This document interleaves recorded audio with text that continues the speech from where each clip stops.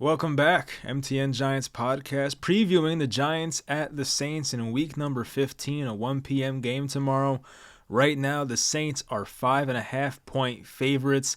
Giants coming off 3 straight victories. This Tommy DeVito thing it's getting real, and he's been really good lately. And for the Saints, they've lost 3 of their past 4. They are coming off a nice win against the Panthers, where I feel like the final score was 28-6, but it didn't feel like the Saints were dominant in that game. The Saints have been weird the entire year. It's like, 1 week Derek Carr is hurt. Oh, is he playing next week? Is it Jameis this week? Like, I don't know. There's a lot of confusion there with the Saints, but they were supposed to win their division. Right now, they're sitting at 6-7. I do believe that the Buccaneers are in first. Yes, they are also 6-7. They hold the tiebreaker.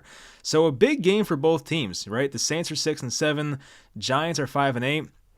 For playoff seeding in the NFC, the Saints are in 11th and the Giants are in 12th. So if the Giants are serious about making a playoff push, this is a big game to get. So to have that tiebreaker over New Orleans would be nice. I'm still not expecting to make the playoffs because a lot has to happen for that to occur. The Giants are still trailing like 4 or 5 teams to even get in a playoff spot.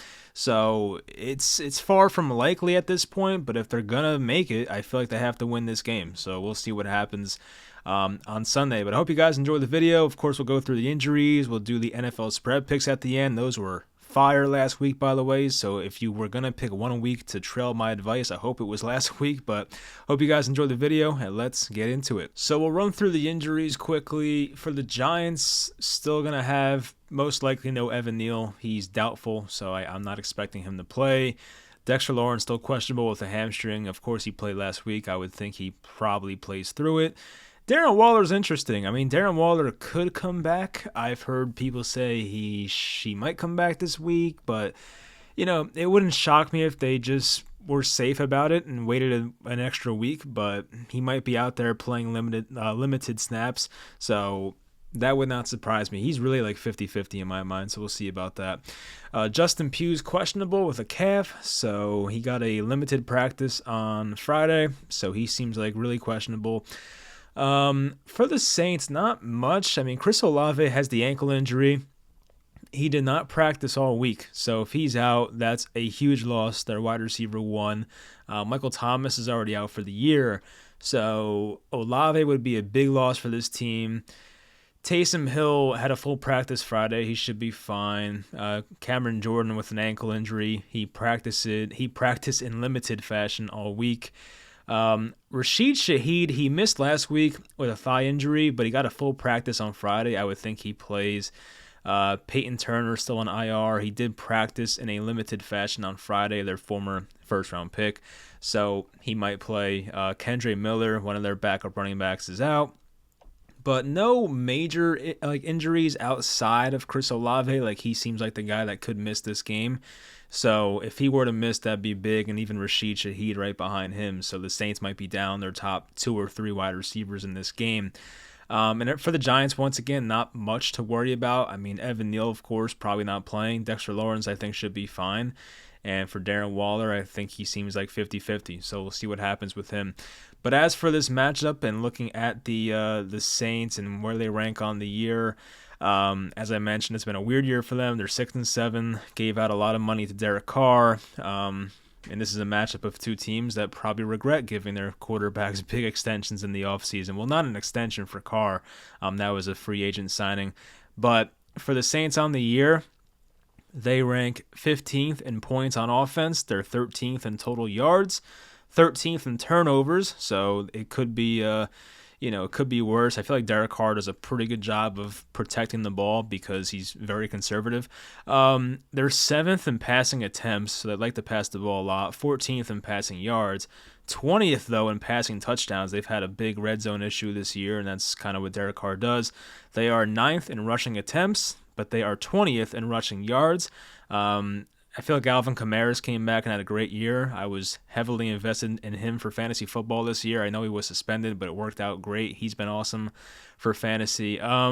Defensively, the Saints are 10th in points allowed, 13th in yards. They are 5th in takeaways, so got to watch out for that. Passing-wise, they're 7th best in passing yards allowed, but they're 26th in rushing yards allowed on the ground. So, could be a nice day for Saquon, hopefully.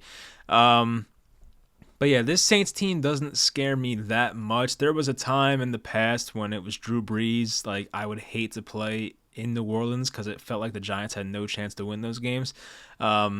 But I feel like now it's Derek Carr, it's, what's his name, Dennis Allen at head coach, who I don't think is that good of a coach. Like, it's just so different now. And they have some injuries, of course, the Saints, and I don't think Derek Carr is 100%. If Chris Olave misses, I think if Chris Olave misses, the Giants have a real shot to win this game. Even if he does play, the Giants probably still have a shot. But if Chris Olave misses the game, I might sprinkle some money on the Giants' money line because I really could see that being the case. The Saints defense, they have guys there that are good players. Like you have Cameron Jordan, who's a bit older now, obviously. Carl Granderson's pretty good. Demario Davis, who's up there in age but still playing well. Paulson Adebo has his moments. Isaac Yiadom's there, our former cornerback, Isaac Yiadom. Tyrann Mathieu. I don't know how Tyrann Mathieu's playing this year. He does have 3 interceptions. I have no idea if he's still playing well or not. He's 31 now. But some veteran good players there. They have a rookie kicker, Blake Grupe. He's been pretty inconsistent, I feel like, this year. He does rank 30th in field goal percentage, so not what you want to see there from him. He's definitely missed some easy kicks I've seen this year on red zone. I would look forward to how Deonte Banks plays against Chris Olave. That'd be a fun matchup to watch. Adoree Jackson, you can probably stick him on like A.T. Perry or someone like that. Lim Bowden is their slot receiver. Is it Bowden or Bowden? I forget. But Lim Bowden is their slot receiver, and Cordell Flott should hopefully take care of him. I don't think Bowden's even that good. Let's see. Stopping the run-wise, I would think the Giants should be okay because, as I said, the Saints have struggled to run the ball this year. They tried to bring over Jamal Williams in the offseason. He was great with the Lions last year, but the Lions have a better offensive line, so Jamal Williams' numbers have declined, and he did battle a hamstring injury this year as well. But Alvin Kamara looks good this year. I'm more worried about him as a receiver as compared to a runner, which I think we all are. The Saints offensive line is it's okay. It's not like special, but like, Eric McCoy has been a really good center for a long time. Ryan Ramczyk at right tackle has been really good for a long time. I think the Giants passed on him back in that 2017 draft for Evan Engram, so that's a shame. But thanks, Jerry Reese. Andres Pete at left tackle. I feel like he's averaged. Of course, they lost what's his name? The guy who went to the Dolphins a couple of years back. Teron Armstead went to the Dolphins a couple of years back. He used to be their left tackle. But, Dexter Lawrence has to step up, obviously, and try and stop the run. Kayvon, it seems like a pretty decent matchup for Kayvon if he's up against Pete most of the time. So if that is the matchup, I would think Kayvon can hopefully get to Derek Carr maybe a couple times. That'd be nice. Watch out for Xavier McKinney. The guy's been great lately. He's now up to an 82 PFF grade on the year, McKinney. I feel like he was like in the 50s at some point in like the middle of the year. So for him to be playing this well lately is awesome. This is the best grade of his career by a pretty good amount. 2021, he was a 75.4 grade. Now he's at an 82, and the guy has been playing out of this world lately. Who else? I mean, I mentioned Deonte Banks on Chris Olave. That'd be a fun matchup. You guys know, if you've watched me for years, I'm not a big Derek Carr guy. I don't see the appeal. I think the guy is as mid as it gets. So, I'm not expecting Carr to have like an amazing game. So, I mean, I'm really not that afraid of Derek Carr. It's funny. I'm looking at the PFF grades for the Saints defense, and Isaac Yiadom is ranked. What is he? Like, he has an 85 grade, which is third best of all corners in the NFL. He has not played that much, I feel like. He has not really gotten that many snaps outside of like weeks 3, 4, 12, 13, and 14. So he's really played like 5 games, but the guy has a freaking 85 grade. So I always liked Isaac Yiadom. I think we got rid of him back in after that 2021 season, that horrible season with Joe Judge, but I thought he was a solid player. But anyway, so how can the Giants attack this Saints defense? I would love to have Darren Waller. I really would. Like, the Saints have been really bad against tight ends in recent weeks. I feel like the last 5 games the Saints played, they've been so bad against tight ends. So having a guy like Waller in this game would be really nice. But if it's not Darren Waller, I would think Bellinger can probably make some plays against this Saints defense, who can't cover that position. Paulson Adebo actually has a 84 PFF grade on the year. I was a big fan of his coming out of Stanford. Oops. He was supposed to declare for the draft, and I think, was it 2022 or 2021, and then he went back to college for a year, but I was really into him. I was hoping the Giants would take a shot on him. He was a third-round pick, so, unfortunately, he's now with the Saints, and he had a game this year where he had like 2 interceptions, a forced fumble. Like, he is a playmaker, so got to watch out for that guy on the outside. I mentioned Tyrann Mathieu. He has a 75 grade, so the guy's still playing pretty well. Demario Davis has an 88 grade, even at the age of, he's 34 now, almost 35. Wow. So, guy's playing out of this world. But yeah, they have good players. Like, the Saints defense as a whole is not like amazing, but they have certain guys on this defense, whether it's Adebo, Mathieu, Demario Davis, Granderson, Cam Jordan. Like, they have like 5 or 6 guys where it's like, all right, those guys are real players, but like the other 4 or 5 guys I'm not really that worried about. I know Marcus May was their safety. He's on IR now, the former Jet, so don't have to worry about him. But for the Giants offense, I mean, I'm hoping to see Jalen Hyatt play a lot more. We'll see if Wan'Dale Robinson can build on this week he had last week. He had the big catch to pretty much win them the game. The Giants' offensive line has not been that big of an issue lately. It's funny how once Daniel Jones goes out and Tyrod comes in, it looks better. And we saw last week Tommy DeVito must have escaped from like 3 or 4 sacks. Like, I got an argument on Twitter, as I tend to do, with somebody who said like, well, now the offensive line is playing better. It wasn't Daniel Jones. I'm like, what do you mean? Like, did you watch the game? Like DeVito got away from like 3, 4, 5 sacks, and you're like the offensive line wasn't tremendous in the game on Monday night, but you have to give DeVito credit. Like, quarterbacks are so key in trying to avoid sacks. Like, I feel like sacks is always put on the offensive line, but quarterbacks make the difference as well. It's like, can you read where a blitz is coming from? Like, do you know where your hot read is? Like, can you get the ball out quickly? So, some quarterbacks are good at that, and some quarterbacks can evade the pressure. Like, if you watch Lamar Jackson on a Sunday, that guy is so freaking good at just like maneuvering in the pocket. And, even Tommy DeVito, to a degree, was awesome on Monday at doing that. There were at least 3 or 4 plays, once again, where I'm like, oh, shit, the Packers got a sack. And then you see DeVito make, like, a nice move in the pocket, be elusive, and get out of it, and run for a first down or run for a few yards and avoid that sack.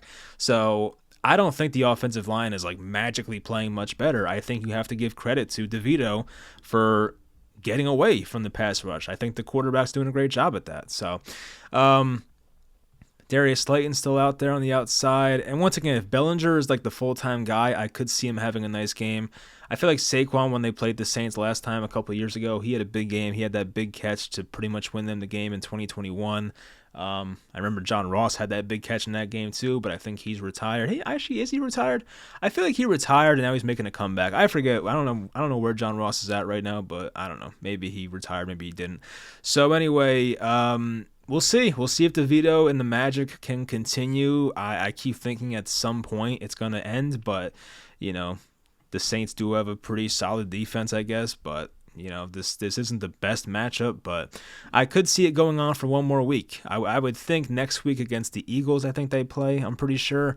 That's probably like the game where it's like, all right, like this, this whole thing is over, but this can go on for one more week. I think it could. I'm hoping that they can win this game because at this point, like, the draft pick it's whatever. It's out of my mind. After they won last week, I was like, whatever.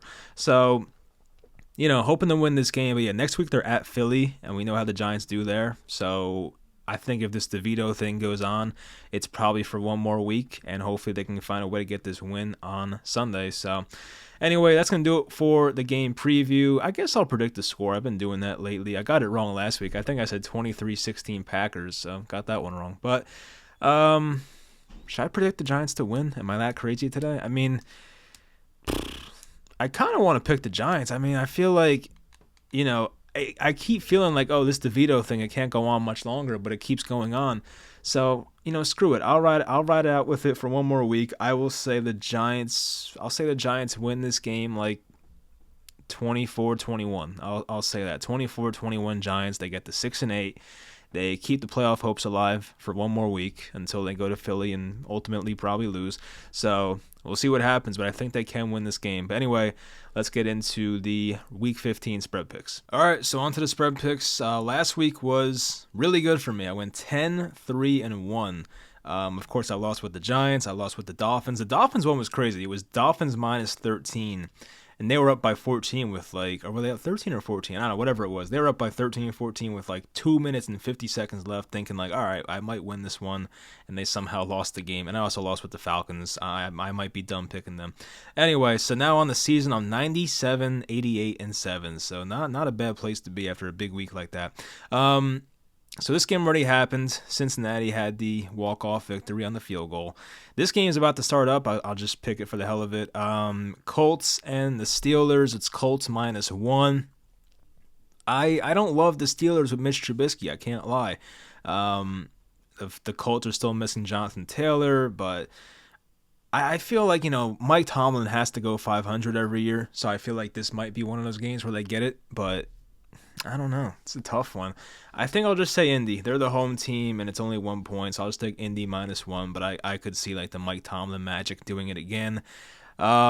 Saturday night here, we have the Broncos at the Detroit Lions. Lions minus 4.5. This should be a close game, I feel like. You know what? I think I'm going to take Denver. I'll take Denver plus 4.5. I'm waiting for the Lions to have one of these offensive outbursts where Jared Goff stops turning over the ball and they look great, and this could be that game. But as we know, the Broncos defense has been one of the best in the NFL since that 70-point game they led up against the Dolphins. So the Broncos defense has to be great in this game to probably win it, but I think they can do it. So I'll take Denver plus 4.5. Atlanta at Carolina. Here's my favorite team, the freaking Falcons. Atlanta minus 3 on the road. This feels like a game where they give the running backs 40 carries. That's a Arthur Smith game script right there. I will take Atlanta minus 3, so I'm already breaking my own rules, but I just feel like they're going to give Bijan 18 carries. They'll give Algier 14 carries. Patterson will get 7 carries. And you're hoping to rush for 250 on the ground and just be more efficient in the red zone. Carolina's offense is so bad right now. So, it's just hard to pick them. I did pick them a couple weeks ago and it worked, but I don't know. There's something about Carolina, obviously a 1-win team, where I'm I just can't do it. It's only 3 points, Falcons. Let's see if they can do it. So I'll take Atlanta minus 3. Chicago at Cleveland. This could low-key be a good game. You have Justin Fields and the Bears, who are looking much better lately, at the Cleveland Browns, led by Joe Flacco, who actually has looked pretty good lately. I think I want to take Chicago. I've been riding with Chicago the past few weeks. It's been working out. I still think the public perception of the Bears is not that great, but I really feel like they may have figured out some things. The Bears' defense is actually kind of good lately, so the Browns are also missing Grant Delpit and one of their edge rushers to injury, so I think that the Chicago Bears can hopefully move the ball in this game. Cleveland's offense is fine with Flacco, but as I mentioned, Chicago's defense has looked good lately, so I think I'll take Chicago plus 3. Houston Texans at the Tennessee Titans. So we have the Titans favorites by 3. Will Levis coming off a big game on Monday night, the big comeback win against Miami. No CJ Stroud for Houston. I think Nico Collins is out. No Tank Dell, of course. This offense is going to look rough with, I think, is it Davis Mills or is it Case Keenum? I don't think they decided yet. I think they said late tonight they might decide. I don't know, but whoever the hell it is, I probably like Case Keenum more. He has no arm at this point, but he can still manage a game much better than Davis Mills and probably moves around better. But yeah, I'll take Tennessee. Screw it. It feels weird to take a favorite of Tennessee, but you know what? I'll do it because I don't think Houston's that good when C.J. Stroud's not there. And no Tank Dell, no Nico Collins. I mean, what the hell are we going to pick Houston for? So yeah, Tennessee minus 3 for me. KC at New England. It's going to be New England plus 8.5. Man, it's a close one for me. I really want to take the Patriots. I really do. I feel like something's up with the Chiefs, and they have not looked great, but you have Mahomes coming off, I think, 2 straight losses now, right? I forget. But yeah, they have not looked great lately. I'm going to assume this is a game where the Chiefs really get their stuff together. So you know what? I'll just take the Chiefs minus 8.5. They have to get it right at some point. And I could see the Patriots coming out here and playing well in the first half, but I would have to think at some point in the second half that the Chiefs pull away. There is no Isaiah Pacheco, so a lot of it's going to be on Patrick Mahomes to, lead this offense, but I don't see why he can't do that. The Patriots do have an extended rest. They had played on Thursday, but yeah, I'll take the Chiefs. They have to get it right at some point. They're playing a freaking terrible team, so let's just, come on. Giants at Saints. Giants will be plus 5.5. I will take the Giants. I think they could win this game. I think this DeVito thing may go on for one more week, and I think this can continue here in New Orleans. The Jets are at the Dolphins. Another 1 o'clock game here. Dolphins minus 8.5. I think I'll take the Jets. I took the Jets last week. They won the game by a lot. But yeah, I'm going to take the Jets. Why the hell not? I just don't think Miami is going to be that great offensively in this game. They're facing a good defense.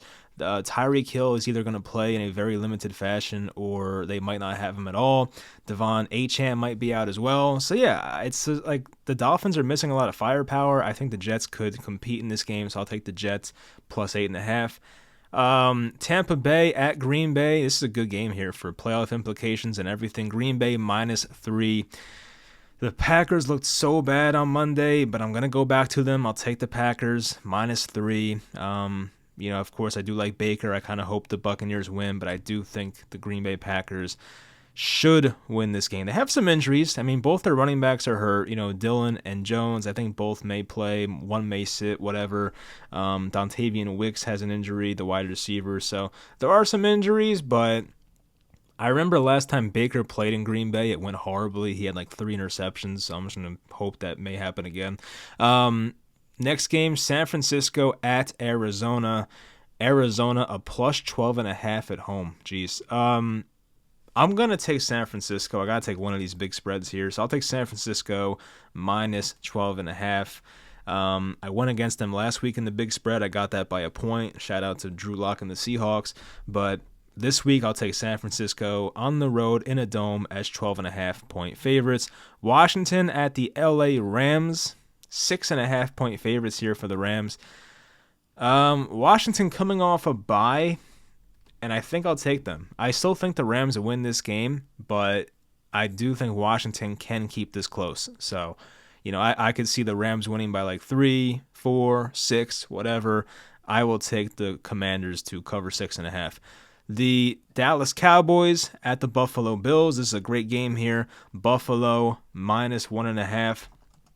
It's kind of odd seeing that Buffalo are the favorites in this game, but I'm going to go with that. I think Buffalo is just riding high right now. Dallas is kind of due for a loss, I feel like. I mean, it's an outdoor game in Buffalo, so you have Dak Prescott and a team that plays in warm weather, in a dome, of course. So going out to Buffalo, I feel like that's a big advantage for the Bills. So I will take Buffalo, but it would not surprise me if the Cowboys won that game. So Bills minus 1.5 for me.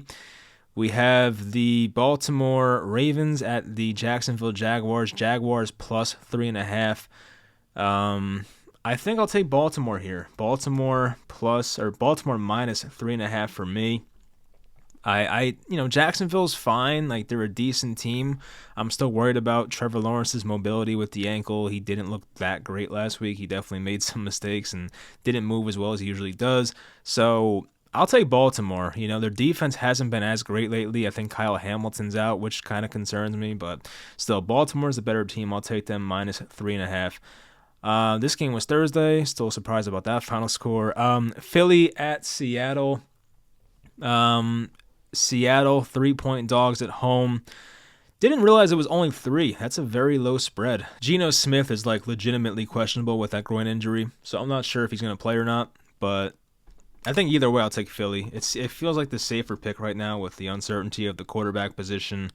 I do like Drew Lock for the most part, but I will just take the Eagles, who are coming off a pretty embarrassing loss last week. I trust them to get it right.